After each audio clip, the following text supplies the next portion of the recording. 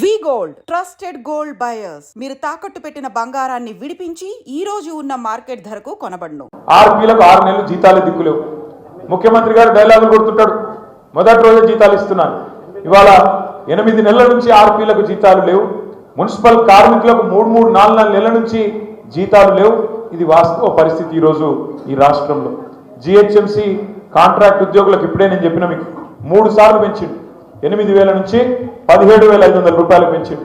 మా రాష్ట్ర విద్యుత్ శాఖ మంత్రిగా పనిచేసిన జగదీశ్వర్ రెడ్డి గారికి తెలుసు. విద్యుత్ కాంట్రాక్ట్ కార్మికుల విలీనం ఆనాడే జరిగింది. అదేవిధంగా జీతాల పెంపు, ఉద్యోగ భద్రత, ఇవన్నీ కూడా ఆనాడు కేసీఆర్ గారు ముఖ్యమంత్రిగా ఉన్నప్పుడు తీసుకున్న నిర్ణయాలు. ఉపాధి హామీలో పనిచేసే ఫీల్డ్ అసిస్టెంట్లకు 8,000 నుంచి 10,500 చేసిండు. హోంగార్డుల జీతాలు ఇదొక్కటి చెప్పాలి. నేను మీకు మొన్న ఎక్కడికో పోయినా, నేను ఒక హోంగార్డు కలిసిండు తమ్ముడు. కలిస్తే ఛాయ్ చేసి ఇచ్చిండు. నాకు ఛాయ్ తెచ్చి ఇస్తే నేను అడిగిన, ఎట్లున్నారు తమ్ముడు అన్న. కళ్ళలో నీళ్ళు పెట్టుకున్నాడు. అన్న 9,000 ఉండే జీతాన్ని 27,000 చేసిండన్న కేసీఆర్ గారు. మాకు దేవుడు అన్న ఆయన. ఎందుకు కొడగొట్టిరో మరి నాకు తెలియదు, కానీ రాష్ట్ర ప్రజలు మాకు మాత్రం దేవుడు అన్న. ఆయన ఉంటే ఇంకా మాకు లాభం జరుగుతుండే. మేము ఈ పాటికి పోలీసు వాళ్ళు అయిపోతుండే, పోలీసులతో పాటు మాకు కూడా స్కేల్ వస్తుండే. మాకు 9,000 ఉన్నదాన్ని 3 రెట్లు పెంచి అలా 3 పూటలు అన్నం తింటున్నా అంటే కారణం కేసీఆర్ అన్న అని చెప్పి ఆ పిల్లగాడు కళ్ళలో నీళ్లు పెట్టుకున్నాడు. అట్లాగే ఈ రాష్ట్ర ప్రభుత్వ ఉద్యోగుల గురించి అయితే మీకు తెలుసు. కేంద్ర ప్రభుత్వ ఉద్యోగుల కంటే, తెలంగాణ ఉద్యమంలోనే చెప్పిండు కేసీఆర్ గారు, కేంద్ర ప్రభుత్వ ఉద్యోగుల కంటే అత్యధిక పే స్కేల్ మీకే ఇస్తా, తెలంగాణ ధనిక రాష్ట్రం, ఖచ్చితంగా మిమ్మల్ని కాపాడుకుంటా కడుపులో పెట్టి అని చెప్పి 73% జీతాలు పెంచి భారతదేశంలోనే అత్యధిక ప్రభుత్వ వేతనాలు ఇచ్చే రాష్ట్రం ఎక్కడ ఉంది అంటే తెలంగాణ రాష్ట్రం అనే విధంగా రాష్ట్రంలోని లక్షలాది మంది, 3.5 లక్షల మంది ప్రభుత్వ ఉద్యోగులకు, అదేవిధంగా దాదాపు 12 లక్షల మంది అవుట్ సోర్సింగ్ కాంట్రాక్ట్ ఉద్యోగులకు కూడా పిఆర్సీని వర్తింపజేసిన ఒకే ఒక్క ప్రభుత్వం భారతదేశంలో తెలంగాణ ప్రభుత్వం మాత్రమే. ఇది చిన్న విషయం కాదు.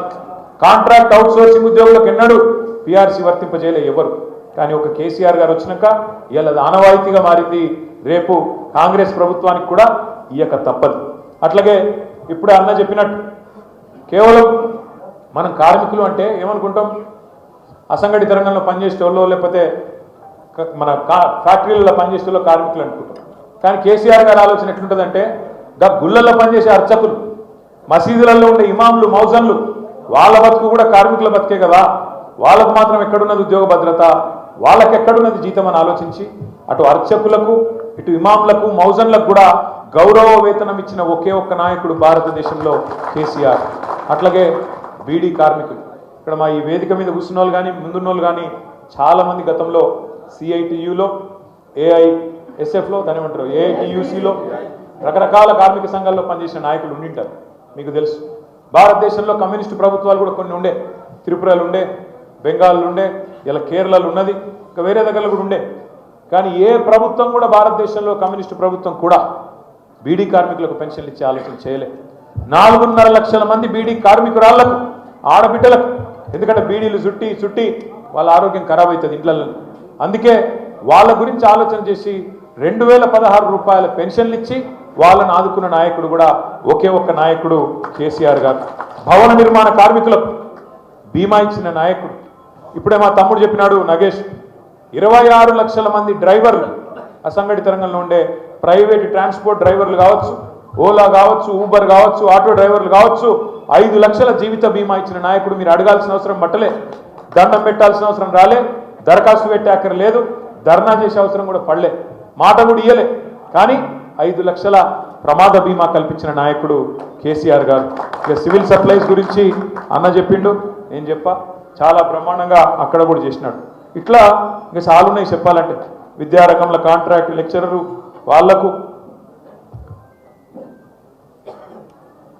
అదేవిధంగా మనకి ఇంకా వైద్య రంగంలో కానీ, మున్సిపల్ రంగంలో కానీ, ఇంకా ఏఎన్ఎంలు కానీ, ఇట్లా చాలా మందికి జీతాలు పెంచుకుంటా పోయినాం. ఫార్మసిస్టులకు, ఏఎన్ఎంలకు చాలా ఉన్నాయి. 104, 108 రకరకాలు. నేనేమంటున్నా అంటే దయచేసి మీరు ఒక్క మాట జాగ్రత్తగా వినాలి. ఇది ఇన్నుడే కాదు, 10 మందికి చెప్పాలి. చాలా ముఖ్యమైన మాట ఇది. తమ్ముడు ప్రమోద్ మాట్లాడుతూ ఒక మాట అన్నాడు. ఏమన్నాడు, కాంగ్రెస్ ప్రభుత్వం మాకు చాలా మాటలు ఇచ్చింది, కాంగ్రెస్ పార్టీ చాలా హామీలు ఇచ్చింది. ఇవాళ పోయి వాళ్ళని అడిగితే, ఏమయ్యా మాకు హామీలు ఇస్తారు కదా, అమలు చేస్తలేరు, ఏం సంగతి, చాలా మాటలు చెప్పిండ్రు కదా అంటే వాళ్ళు ఒక్కటే చెప్తుండ్రు, మీకు జీతాలు ఇచ్చుడే ఎక్కువ, కేసీఆర్ రాష్ట్రాన్ని దివాలా దించిపోయిండు, అప్పుల పాలు చేసిపోయిండు అని మాట్లాడుతుండ్రు అని చెప్పి ప్రమోద్ చెప్పిండు. దయచేసి ఇక్కడికి వచ్చిన మా అన్నలకు, మా తమ్ములకు, మా చెల్లెలకు, మా అక్కలకు నేను చేతులు జోడించి ప్రార్థిస్తా ఉన్నాను. ఈ తప్పుడు ప్రచారాన్ని, ఈ తప్పుడు కూతలను, ఈ పనికిమాలిన విధవ ప్రచారాన్ని తిప్పికొట్టవలసిన బాధ్యత మన మీదనే ఉన్నది. వాళ్ళు మాట్లాడుతున్న మాటలు బక్వాస్ మాటలు, బోగస్ మాటలు, పచ్చి బక్వాస్ మాటలు, పచ్చి బోగస్ మాటలు.